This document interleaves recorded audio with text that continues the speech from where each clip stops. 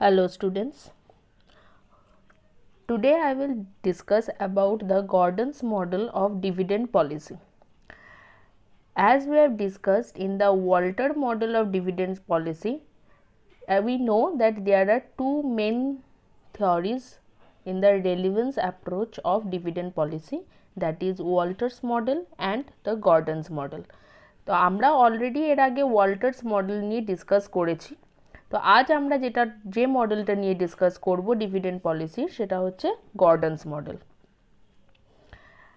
গর্ডনস মডেলে as such সেরকমভাবে Walter মডেলের থেকে খুব বেশি ডিফারেন্স নেই if we consider the assumptions of Gordon's model.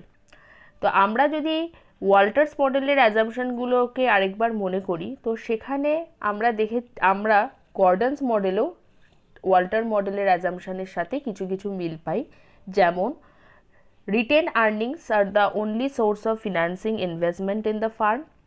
আরেকটা হচ্ছে যে the cost of capital and rate of return on investment are constant. এবারে কস্ট অফ ক্যাপিটাল মানে হচ্ছে আমাদের কেই, that is cost of equity, and the rate of return যেটা হচ্ছে আমাদের r internal rate of return. এই দুটোকে আমরা জানি যে ওয়াল্টার মডেলে কনস্ট্যান্ট হিসাবে ধরা হয়, এবং there is no exception in case of Gordon's model 2। সেই ক্ষেত্রেও আমাদের কস্ট অফ ক্যাপিটাল এবং internal rate of return will remain constant throughout. আর একটা অ্যাজাম্পশন ওয়াল্টার্স মডেলে ছিল, যেটা হচ্ছে the firm's life is endless or the firm is having a perpetual life, which is exactly followed in the same way in Gordon's model. তাছাড়া আমরা গর্ডনস মডেলে আর কি কি এক্সট্রা অ্যাজাম্পশনস পাচ্ছি বা অ্যাডিশনাল অ্যাজাম্পশনস পাচ্ছি, সেগুলো প্রথমত আমরা ডিসকাস করে নেব, এবং তারপরে আমরা গর্ডনস মডেলের কিছু ইলাস্ট্রেশনসে যাব। তো গর্ডনস মডেল কি বলছে সেটা একবার দেখে নেওয়া ভালো। Gordon's model explicitly relates the market value of the firm to dividend policy. তো ডিভিডেন্ড পলিসিতে যে ডিভিডেন্ড যে একটা ফ্যাক্টর হিসাবে কনসিডার করা হয় in calculating the market price of the farm or the calculation of the value of the farm, সেটা গর্ডনস মডেলও Walter মডেলের মতোই আমাদেরকে বলে। In this model the current x dividend at the amount which share holders expected rate of return exceeds the constant growth rate of ডিভিডেন্ডস। Meyer and Gordon argues that what is available at present is preferable to what may be available in the future. Gordon এই অ্যাজাম্পশনেই গেছে, Gordon এই theory নিয়েই এই মডেলটাকে তৈরি করেছেন, যে উনি মনে করেন যে at present what ever is available at present that is more preferable ফিউচারে যা পাবো তার থেকে। আমরা ফিউচারে যা পাবো তার থেকে প্রেজেন্টে যেটা পাচ্ছি that is more preferable to us. Why? এই কথাটা আসছে কোন জায়গা থেকে? এই জায়গাটা আসছে হচ্ছে দুটো জিনিস থেকে। ফার্স্ট অফ অল হচ্ছে একটা রিস্ক, এবং সেকেন্ড হচ্ছে গ্রোথ। তো গর্ডনস মডেলে রিস্ক ফ্যাক্টরটাকে অবশ্যই কনসিডার করা হয়েছে, এবং সেই জন্যই Gordon has argued that what is available at present is preferable two what may be available in the future. কেননা আমাদের ফিউচারে কতটা আমরা রিটার্ন পাবো বা কি পাবো, সেটা একটা আনসার্টেনটির প্রবাবিলিটি হিসাবে যে রিস্ক ফ্যাক্টরটা কাজ করে সেটা সেখানে থেকে যায়। তাই according to Gordon what ever is available at present is more preferable than what ever will be available in future. Next, the investors, being rational, wants to avoid risk and uncertainty. As usual, most of the investors are risk averse. They want to avoid the risk. Therefore, they prefer to pay a higher price for shares on which current dividends are paid. Current dividends are paid মানে হচ্ছে তারা সেই সমস্ত শেয়ারগুলোতে invest করতে কিন interest দেখাবে যেখানে তাদের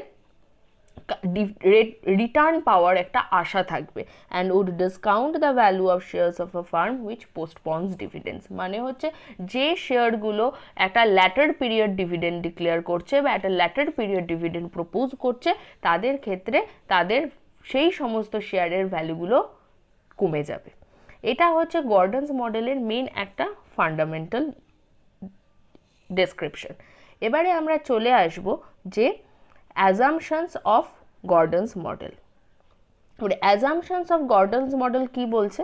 the firm is an all equity firm, that is it has no debt. মানে হচ্ছে আমরা যদি ব্যালেন্স শিটের দিকে তাকাই তাহলে ব্যালেন্স শিটে গিয়ে দেখব যে আমাদের কোনো ডেট ক্যাপিটাল যেটা নন কারেন্ট লায়াবিলিটিসে কোম্পানির ডিবেঞ্চার্স বা টার্মস বা বন্ডস বা ডেট যেটা থাকে সেইটা কোনো কিছুই নেই। The firm is not having any debt capital, it is only having the equity capital. Next, no external financing investment programs are financed exclusively by retained earnings.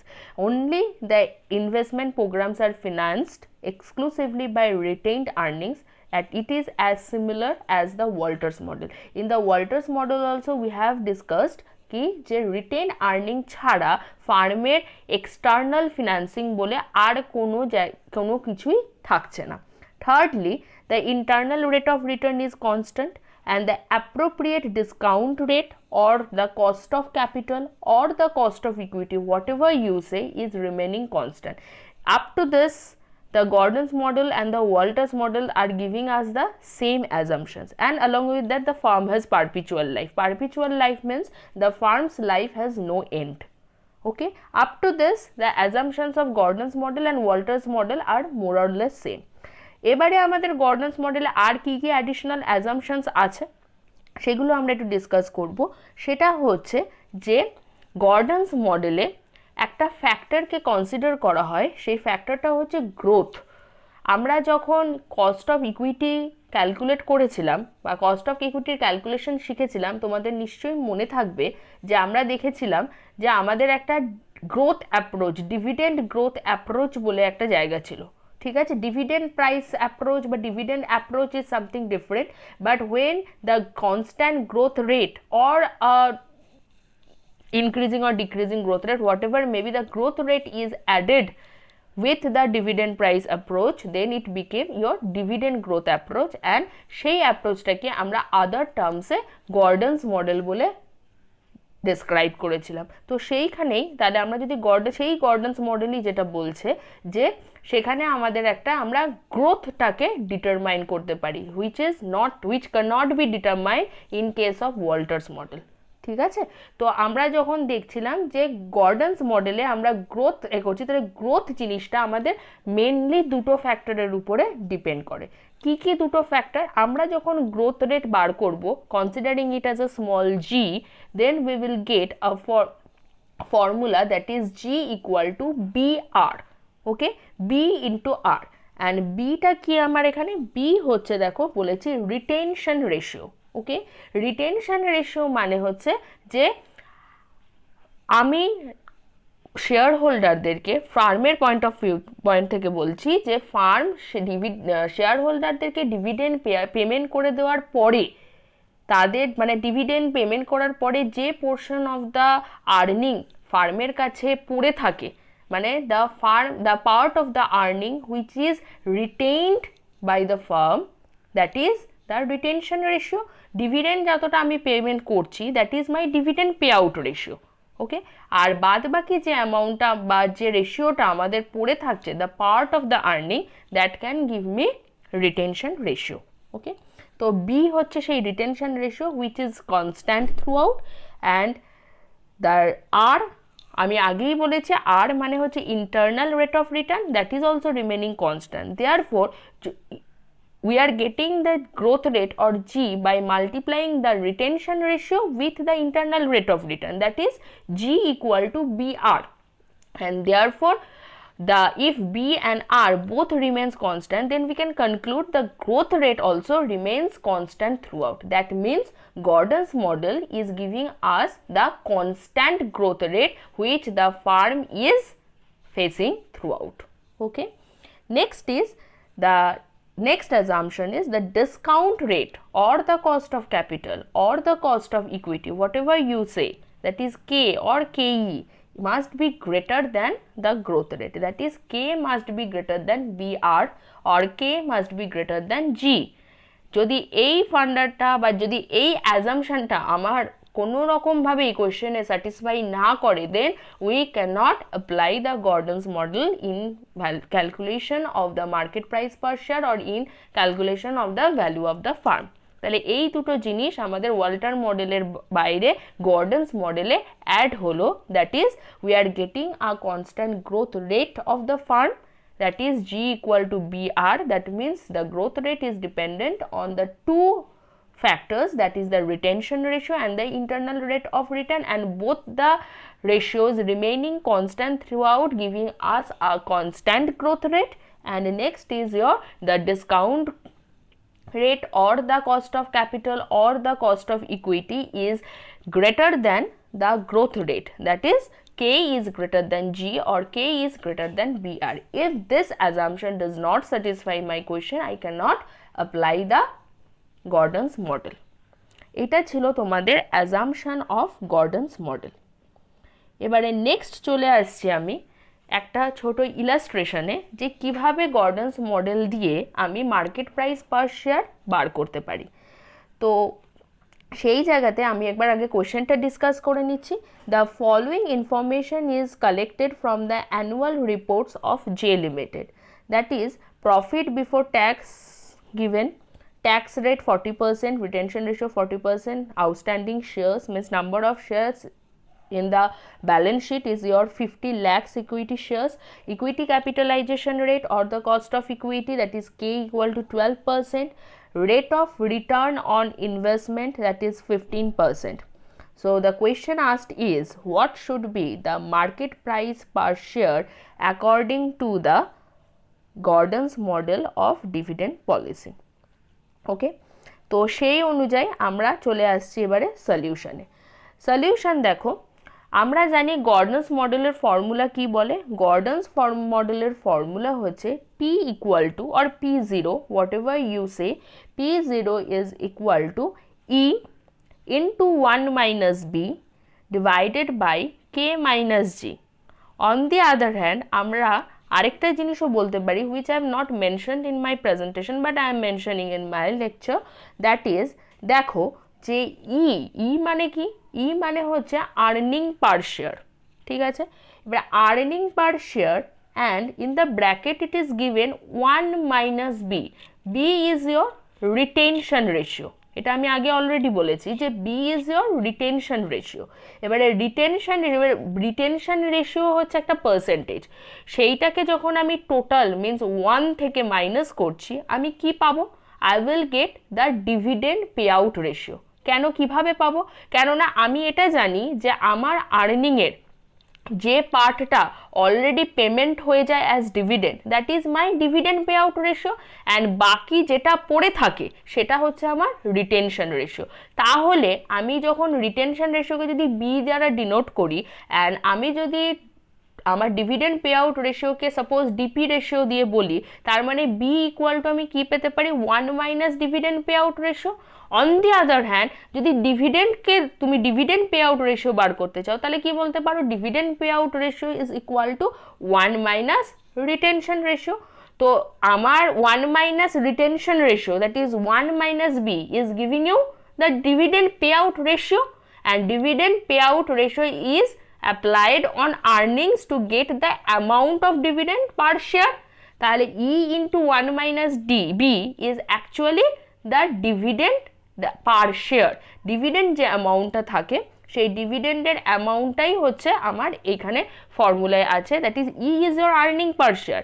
And আর্নিংয়ের যে পার্টটা তুমি পেমেন্ট করে দিচ্ছ, that means the part which you are not retaining, যে retain করছো না, that is 1 minus B, that is your dividend payout ratio. That means earning into dividend payout ratio will give you the DPS, that is dividend per share. তো তোমরা dividend per share দিয়েও use করতে পারো formula, বা তোমরা এই formula use করতে পারো, that is P equal to E into 1 minus B and divided by যেটা নিচটা ডিনোমিনেটরে আমাদের সেমই থাকবে, that is K minus G, that is cost of equity minus the growth rate. এবারে দেখো আমরা যে গর্ডনস মডেলের যে অ্যাজাম্পশনটা দেখেছিলাম, লাস্ট অ্যাজাম্পশন, সেখানে দেখো লেখা ছিল the discount rate is greater than the growth rate.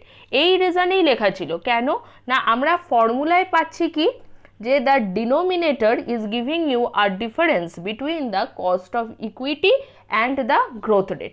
এবারে যদি আমার কস্ট অফ ইকুইটিটা গ্রোথ রেটের থেকে কম হয় দেন কি হবে, দেন আমার ডিনোমিনেটরে একটা নেগেটিভ ভ্যালু চলে আসবে, অ্যান্ড দ্য নেগেটিভ ভ্যালু এলে পুরো টোটাল যে price market price per share সেটার ভ্যালুটাও কি হবে, পুরোপুরি একটা নেগেটিভ ভ্যালু চলে আসবে, হুইচ ইজ টেকনিক্যালি ইম্পসিবল।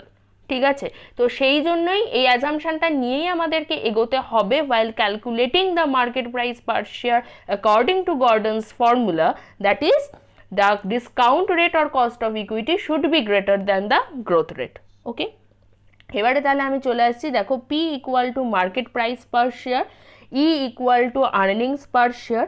এবারে P equal to earning per share, এবারে কোয়েশ্চেনের দিকে যদি তাকাও তাহলে দেখবে যে আমাদের আর্নিং পার শেয়ার কীভাবে বেরোয়। আমরা জানি যে profit after tax, that is your earning available for equity share holders, and that when it is divided by the total number of outstanding shares, সেটা কি দেয় তোমাকে, সেটা দেয় হচ্ছে তোমাকে আর্নিং পার শেয়ার। এবারে দেখো আমার কাছে প্রফিট বিফোর ট্যাক্স দেওয়া ছিল 2.50 crores। ওকে, তো প্রফিট বিফোর ট্যাক্স তো আমার কাছে আর্নিং নয়, that is my operating profit. তো আমাকে আর্নিং অ্যাভেলেবিলিটিটাকে বার করার জন্য কি করতে হবে, সেখান থেকে ট্যাক্সটাকে ডিডাক্ট করতে হবে, then only I will get PAT or profit after tax or earning available for payment of dividend to the equity share holders. তো সেইটা আমি কিভাবে বার করব, দেখো আমার কাছে ট্যাক্স রেটটাও দেওয়া আছে। এবারে কি করব, তাহলে আমার আর্নিং পার শেয়ার আমি করেছি দেখো ₹1.50 crores and divided by total number of outstanding shares, that is 50 lakh, and which gives you ₹3 as earning per share। But এই 1.50 crores-টা আমি কোথা থেকে পেলাম, সেটা দেখো নোট করে আমি লিখিয়েছি যে 2.50 crores যেটা ছিল আমার প্রফিট বিফোর ট্যাক্স, তো সেখান থেকে যদি আমি ট্যাক্সটাকে মাইনাস করে দিই, দ্যাট ইজ 1.2, তাহলে আমার কাছে ট্যাক্সটা যদি মাইনাস করে যে ভ্যালুটা পাবো তাহলে সেইটা আমার হবে প্রফিট আফটার ট্যাক্স। তাহলে ট্যাক্স যদি ডিডাক্ট করি, ট্যাক্সের রেট কত আছে আমার 40%, তাহলে আমার যেটা পড়ে থাকবে which will be treated as earning available, that is the 60% of 2.50 crore। কেননা tax rate is 40% of 2.50 crore, therefore the earning available should be 60% of 2.50 crore, which will give you a value of ₹1.50 crore। সেটাই হচ্ছে তাহলে আমার total earning. তাহলে total earning divided by number of outstanding shares gives you earning per share, that is ₹1.50 crores divided by 50,000 shares will give you ₹3। Next তো সমস্ত কিছুই data availability আমাদের কাছে আছে, দ্যাট ইজ দেখো যে equity capitalisation rate or K equal to cost of capital, that is equal to 12%। আর সবসময় আমরা সেগুলোকে আমাদের ক্যালকুলেশনের সুবিধার্থে সেটাকে পয়েন্টে নিয়ে চলে যাব, that is equal to 0.12। B, that is equal to retention ratio, that is equal to 40% or 0.40।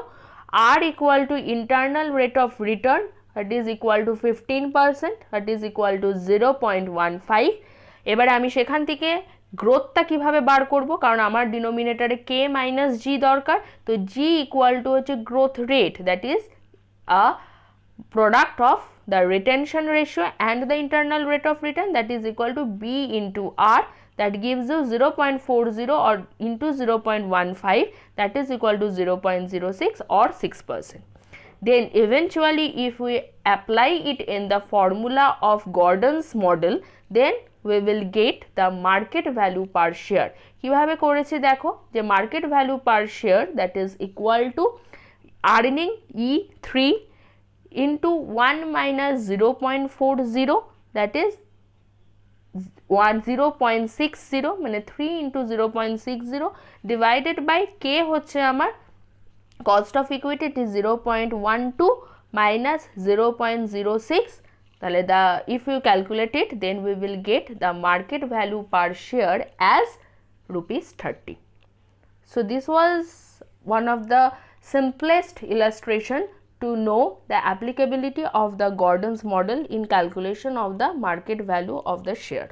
Okay, next I am coming to the second illustration, that is the information is given of Q Limited, earning per share is already given, dividend per share is already given, cost of capital, internal rate of return, retention ratio, all are given, and you need to calculate the market price per share using Gordon's formula. So if we go for the solution, then what we will see? Let's discuss. As usual, the Gordon's formula gives you the market value per share, that is equal to E into 1 minus B divided by K minus G. Okay, so P is equal to market price per share. ওকে, এবারে আর দেখো আমার কাছে এখানে দুটো কোশ্চেনে আমার দুটো জিনিসই দেওয়া ছিল, যে আর্নিংও দেওয়া ছিল এবং ডিভিডেন্ডও দেওয়া ছিল। If we use the previous method as we have done in the illustration 1, তাহলে সেইভাবে আমরা আগে করে দেখি কি আসছে। যদি সেটা করে দেখো তাহলে দেখবে যে আর্নিং পার শেয়ার তোমার ₹12, অ্যাজ ইউজুয়াল আলাদা যা ফর্মুলাসগুলো তোমাদের দরকার for calculation of market price per share সেগুলো সবই দেওয়া আছে। এবারে গ্রোথ রেটটা আমরা কিভাবে জানি? The product of the retention ratio and the internal rate of return. তো বি ছিল তোমার 0.40 or 40%, আর ইন্টারনাল রেট অফ রিটার্ন ছিল 22% or 0.22. So the growth rate will be the product of these two, and which will be equal to 40% into 22%, that is equal to 8.8%, or if we use it as decimal, then it will give you 0.088. Then if we use it in the formula, then we will get P equal to earning as 12, then 1 minus B is 0.40, then K minus G, K is 0.18 and G is 0.088.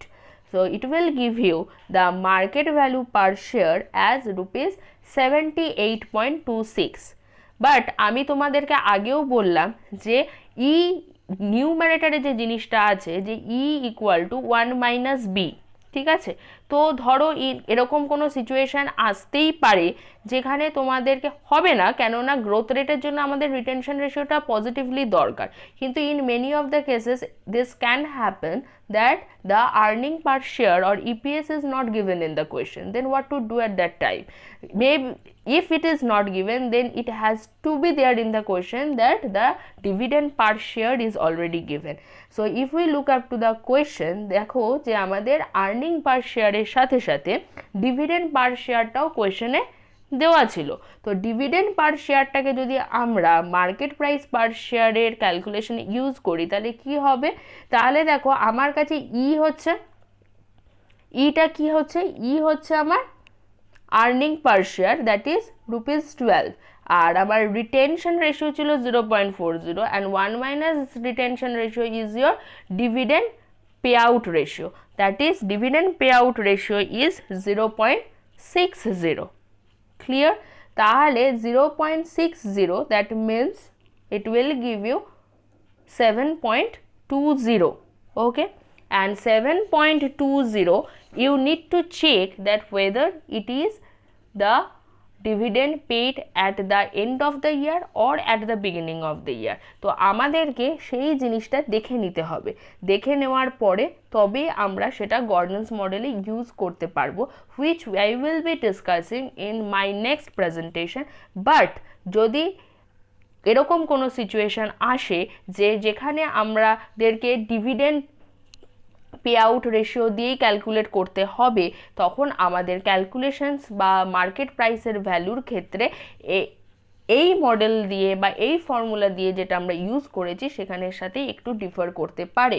তো এই formula দিয়ে use করে, that is Gordon's formula, it is equal to P equal to E into 1 minus B divided by K minus G, এই formula use করে আমরা কিভাবে market price per share বার করতে পারি সেটার একটা ডিটেইলড ডেসক্রিপশনস আর ডিটেল ইলাস্ট্রেশনস আমি দুটো সামের মাধ্যমে দিলাম তোমাদেরকে। আশা করি তোমাদের কাছে কিছুটা হলেও গর্ডনস ফর্মুলাটা ক্লিয়ার হবে। বাট এছাড়াও বি রিটেনশন রেশিওকে ইউজ করে আমরা আরও অন্যভাবে মার্কেট প্রাইস পার শেয়ার বার করতে পারি, which I will be discussing in the next class. Okay, thank you.